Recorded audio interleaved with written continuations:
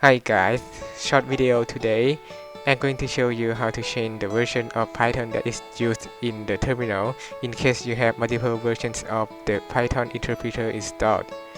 The current version of Python I'm using now is 3.11. I'll change it to version 3.13. Let's do it. First, search for edit the system environment variables in the search bar. Click on it and you'll find this window pop up. Go to environment variables. In the user variables list, find path and then click edit.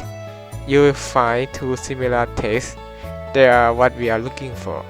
Behind the number 3, change the number to the version you like. For my case, I will change it to 13. Then click OK on each window to accept the change and close it.